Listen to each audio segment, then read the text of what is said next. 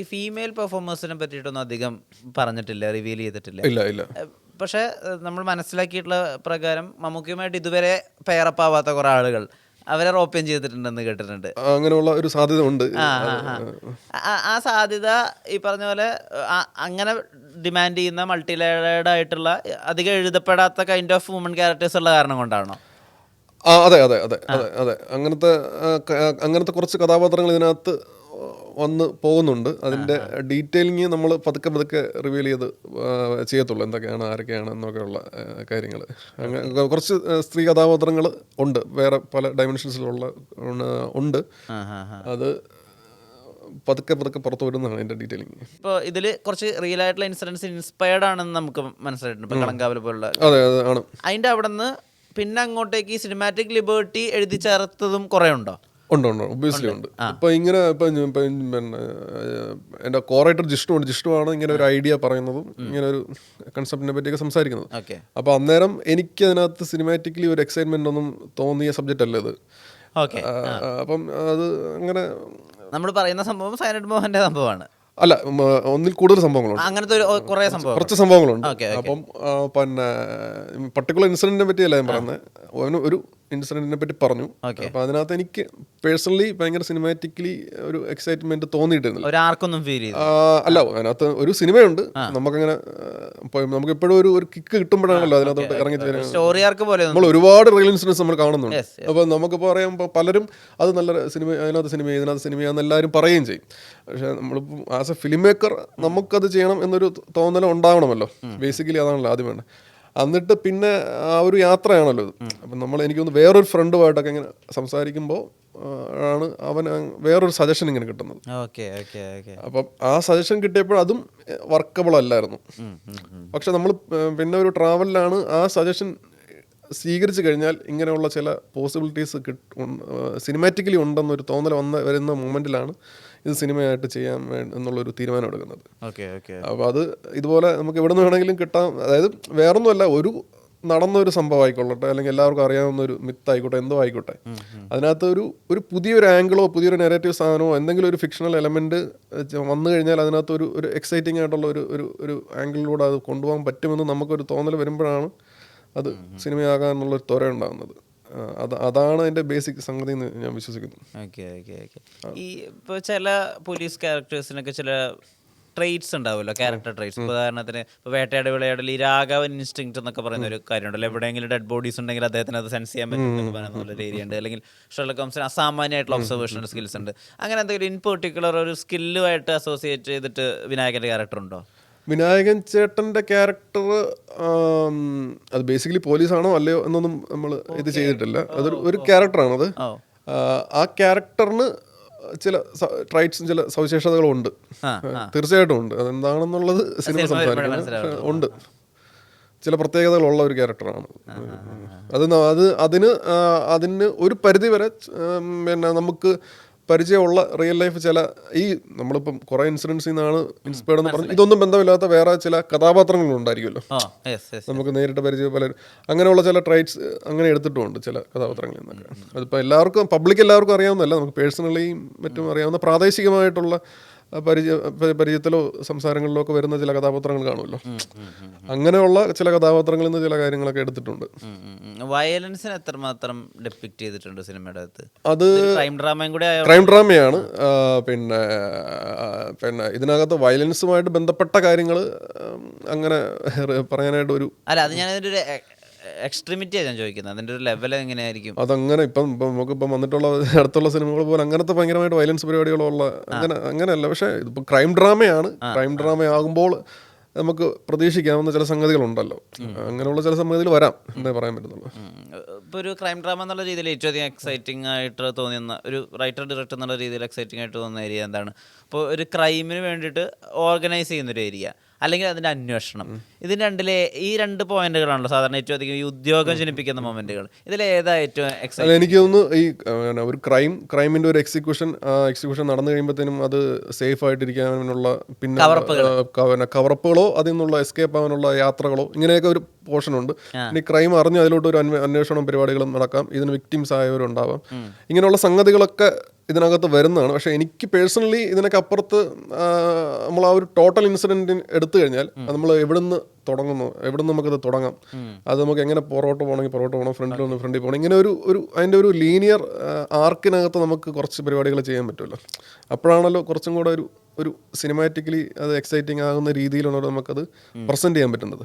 അപ്പോൾ അങ്ങനെ ഒരു ഫോമിലോട്ട് ലാൻഡ് ചെയ്യുക, അത് ഡിസൈൻ ചെയ്യുക, അത് പിന്നെ റീഡിസൈൻ ചെയ്യുക, അങ്ങനെ ഒരു രസമുള്ള ഒരു പ്രോസസ്സ് ഉണ്ടായിരുന്നു. എങ്ങനെ നമ്മൾ ഇത്രയും സിനിമകൾ കണ്ട് തഴമ്പിച്ച ഒരു പ്രേക്ഷകരുടെ മുമ്പിലോട്ടാണ് നമ്മളൊരു സിനിമയായിട്ട് പോകുന്നത്.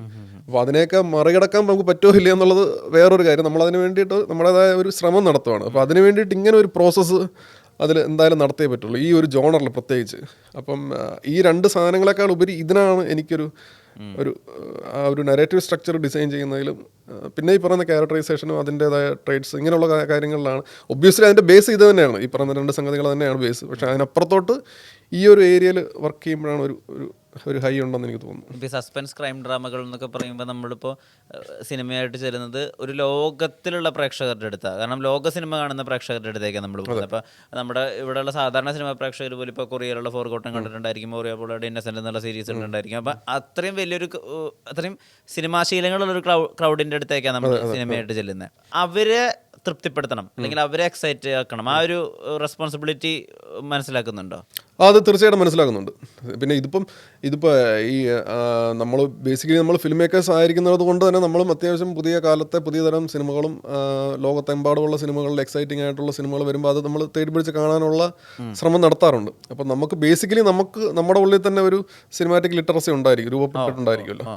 അപ്പോൾ അതിനെ തൃപ്തിപ്പെടുത്തുന്ന രീതിയിലാണ് നമ്മൾ.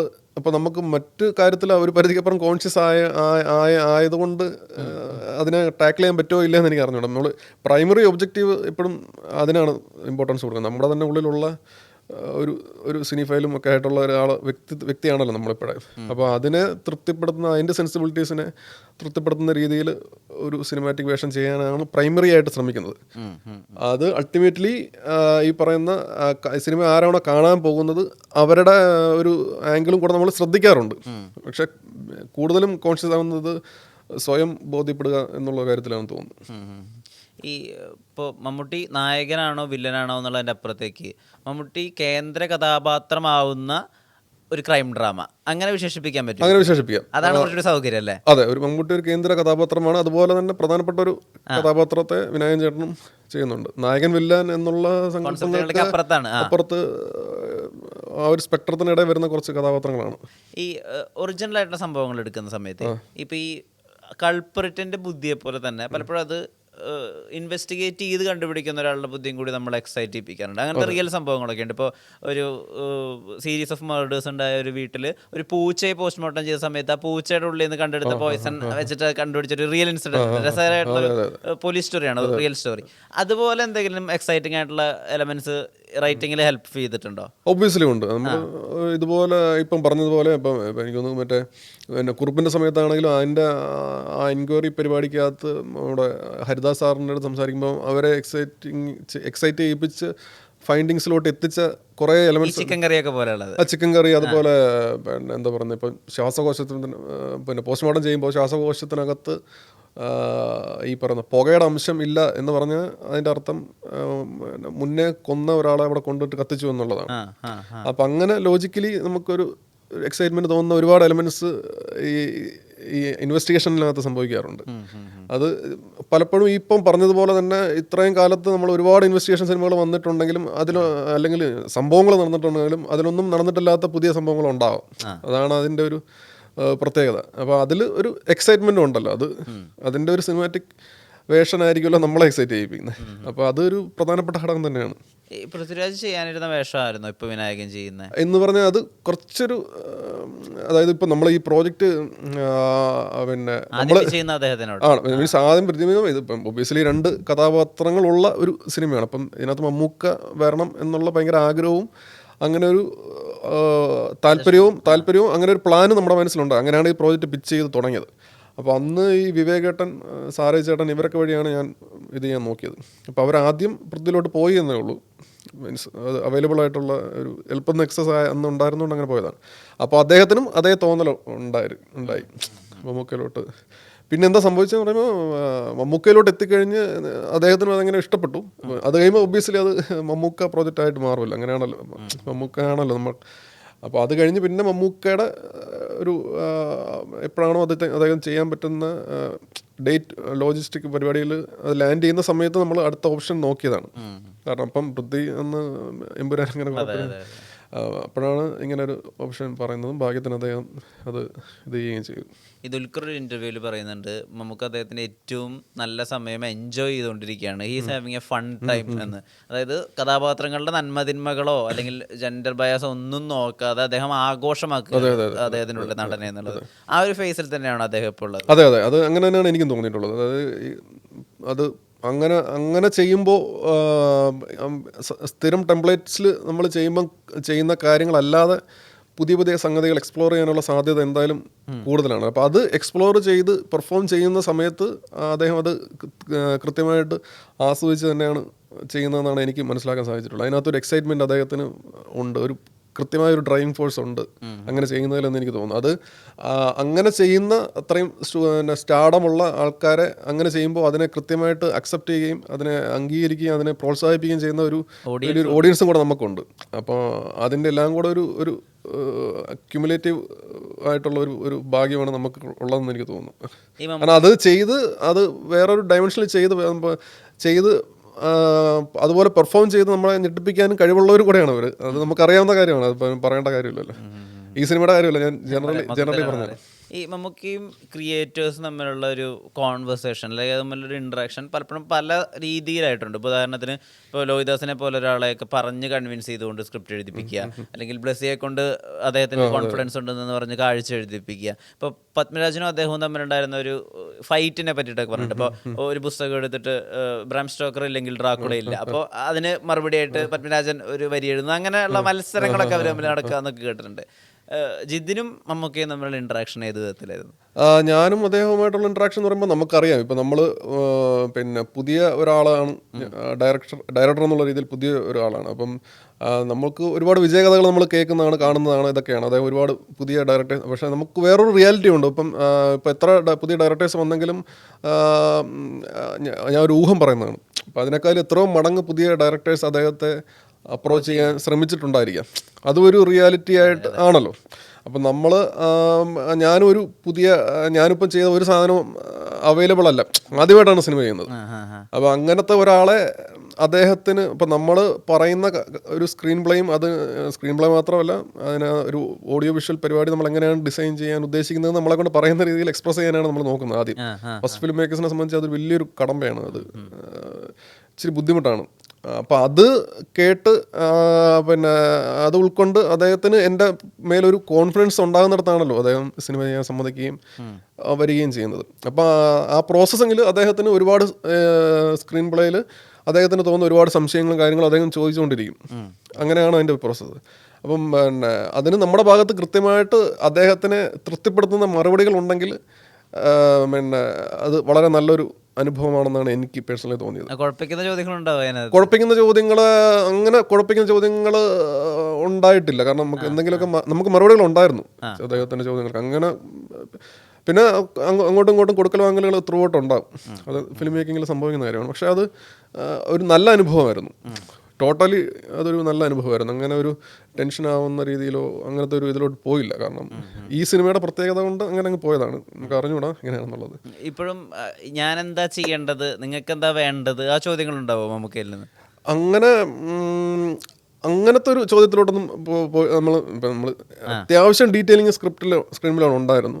അപ്പോൾ അതിൻ്റെ പുറത്തുള്ള അദ്ദേഹം ഇങ്ങനെ കാര്യങ്ങൾ പറയും. അപ്പോൾ നമ്മളും ആദ്യമേ പോയിട്ട് നമ്മുടെ ഷോർട്ട് ഡിവിഷനും പരിപാടികളും, ഇപ്പോൾ ഒരു സീൻ തന്നെ നമുക്ക് പല രീതിയിലെടുക്കാമല്ലോ, പല ഡയറക്ടേഴ്സ് കൊടുക്കുന്ന അപ്പം നമ്മൾ ഉദ്ദേശിക്കുന്നത് ഇങ്ങനെയാണ്, നമ്മൾ അതിനകത്ത് പിന്നെ മ്യൂസിക്കോ അല്ലെങ്കിൽ ഇപ്പോൾ എഡിറ്റിംഗ് പാറ്റേണിലൊക്കെ എന്തൊക്കെയാണ് നമ്മൾ ഉദ്ദേശിക്കുന്നത് എന്നുള്ള കാര്യം കൃത്യമായിട്ട് പറയാറുണ്ട് ആദ്യമേ.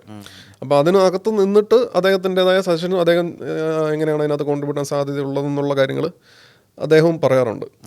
കാരണം ചില സമയത്ത് ചില കാര്യങ്ങൾക്ക് ചില അഡീഷണൽ പ്രോപ്പർട്ടീസൊക്കെ ആവശ്യമായിട്ട് വരും, അങ്ങനെയൊക്കെ ചെയ്യാറുണ്ടല്ലോ. അപ്പം അങ്ങനെ ഒരു കൃത്യമായ ചർച്ചകൾ നടക്കാറുണ്ട്. അത് വളരെ ക്രിയേറ്റീവായിട്ടാണ് സംഭവിച്ചിട്ടുള്ളത്. സിനിമയുടെ ജോലികൾ ഇപ്പോൾ ഏതുവരെ അവസാനിച്ചിട്ടുണ്ട്? സിനിമ ഓൾമോസ്റ്റ് അതിൻ്റെ പോസ്റ്റ് പ്രൊഡക്ഷൻ സ്റ്റേജിലാണ്. ഓൾമോസ്റ്റ് പരിപാടികളൊക്കെ തീരാറായ ഒരു അവസ്ഥയിലാണ്. ഇനി കുറച്ചൊക്കെ പരിപാടികൾ ബാലൻസ് ഉള്ളൂ. എപ്പോഴായിരിക്കും ഉദ്ദേശം റിലീസ് കൃത്യമായൊരു ഡേറ്റ് തീരുമാനമായിട്ടില്ല, പക്ഷെ അധികം താമസിക്കത്തില്ല. ഏതാണ്ട് അവസാന ഘട്ടത്തിലാണ്. ഒരു ഔട്ട് കണ്ട രീതിയിൽ എത്രമാത്രം തൃപ്തനാണ്? ഞാൻ ഹാപ്പിയാണ് അതിൽ. പിന്നെ കാണുന്ന ആൾക്കാരാണ് അതിനെ ബാക്കി ജഡ്ജ് ചെയ്യുന്നത്. നമുക്ക് ഏതെങ്കിലും പോർഷൻസ് കണ്ടിരുന്നോ അദ്ദേഹത്തിന്റെ? അദ്ദേഹം ഞാൻ അറിഞ്ഞിടത്തോളം ഹാപ്പിയാണ്. എന്തായാലും ആ ഒരു ഹാപ്പിനെസ് അല്ലെങ്കിൽ ആ ഒരു ക്രിയേറ്റീവായിട്ടൊരു പുതിയ കാര്യം കണ്ടതിൻ്റെ ഒരു ഹൈയും സന്തോഷവും പ്രേക്ഷകരിലേക്കും കൂടി എത്തട്ടെ റിലീസ്. പ്രതീക്ഷിക്കുന്നു. എല്ലാ അർത്ഥത്തിലും കളങ്കാവലിന് ആശംസകൾ. ഇനിയും സിനിമകൾ എഴുതാനും ഈ റിയൽ സംഭവങ്ങളുടെ അപ്പുറത്തേക്കുള്ള ആർക്ക് കൂടി ചിന്തിക്കാനും ഒക്കെ അങ്ങനെ സംഭവിച്ചു പോയതാണ്. നേരത്തിന് ഒരുപാട് നന്ദി. Thank you.